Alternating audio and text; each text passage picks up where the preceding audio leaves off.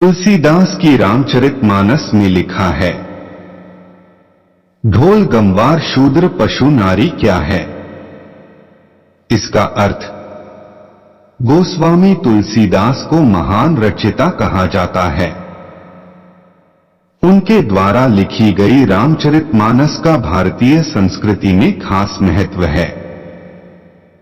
इसकी काफी लोकप्रियता भी है। कहा जाता है कि रामचरितमानस की रचना तुलसीदास ने उस वक्त की थी जब मुगल शासक अकबर का भारत पर शासन था। तुलसीदास जी ने अनेक भाषाओं के जानकार थे। उन्होंने काफी समय तक अयोध्या में ही रहकर शिक्षा हासिल की।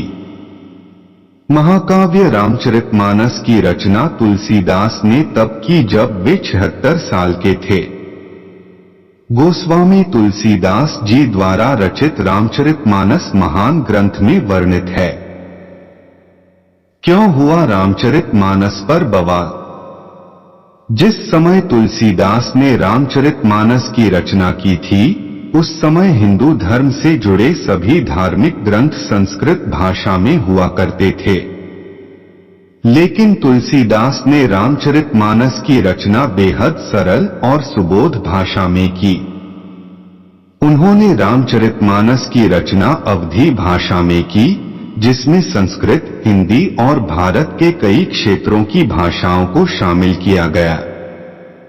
रामचरितमानस को लेकर दो चीजों पर प्रश्न उठाए गए। पहला कि यह संस्कृत में क्यों नहीं है, और दूसरा तुलसीदास की एक चौपाई। इस चौपाई पर उठाए गए प्रश्न।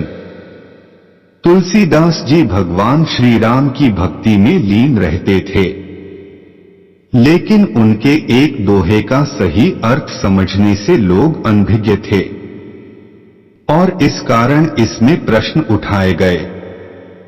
ढोल गवार शूद्र पशु नारी तुलसीदास के रामचरितमानस की एक चौपाई है। यह चौपाई रामचरितमानस के सुंदरकांड में 58 व 59वें दोहे के बीच 6वीं चौपाई है। लेकिन इस चौपाई को लेकर खूब बवाल हुआ था। यहां तक कि इस ग्रंथ को जला देने तक की बात कही गई। कुछ हिंदू विद्वान इसके पक्ष में थे, तो कुछ विपक्ष में। रामचरितमानस को भगवान शंकर का मिला आशीर्वाद। रामचरितमानस पर जब सवाल उठे तो आखिरकार यह निर्णय लिया गया कि इस ग्रंथ को यदि भगवान शंकर की सहमति मिलेगी तभी इसे सही माना जाएगा। धर्मगुरुओं की सहमति से रामचरितमानस को वाराणसी में श्री काशी विश्वनाथ मंदिर में सभी ग्रंथों में सबसे नीचे रखा गया और कहा गया कि यदि सुबह यह ग्रंथ सभी ग्रंथों में सबसे ऊपर होगा तभी इसे मान्यता प्राप्त होगी। मुगल सैनिकों और धर्मगुरुओं की कड़ी पहरेदारी के बीच रात भर इस ग्रंथ को काशी विश्वनाथ मंदिर में रखा गया। सुबह जब मंदिर का पट खोला गया तो तुलसीदास की रामचरितमानस सभी ग्रंथों में ऊपर थी। इस अद्भुत घटना के बाद रामचरितमानस को महत्ता मिली। तुलसीदास जी की ढोल गवार शूद्र पशु नारी चौपाई का अर्थ। जब किसी बात को समझा नहीं जाता तो अर्थ का अनर्थ होने में देरी नहीं लगती। इसलिए किसी भी पंक्ति का अर्थ भलीभांति समझना चाहिए। तुलसीदास की चौपाई ढोल गवार शूद्र पशु नारी के साथ भी कुछ ऐसा ही हुआ। क्या आप इस चौपाई का सही अर्थ जानते हैं? नहीं तो आइए जानते हैं। आसान शब्दों में इसका अर्थ। ढोल, ढोल के विषय में ताड़न शब्द का अर्थ होता है मारना या पीटना, क्योंकि जब तक ढोल को थाप न दी जाए अर्थात मारा पीटा न जाए, तब तक उससे कोई आवाज नहीं आती। बिना ध्वनि के ढोल का कोई महत्व और उपयोग भी नहीं होता।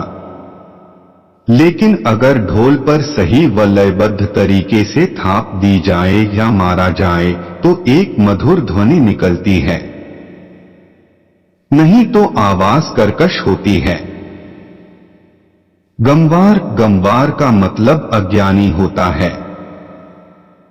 अज्ञानी या मूर्ख व्यक्ति को जब कोई कार्य दिया जाए तो वह इसे सही ढंग से नहीं करता, इसलिए उस पर नजर रखनी जरूरी होती है।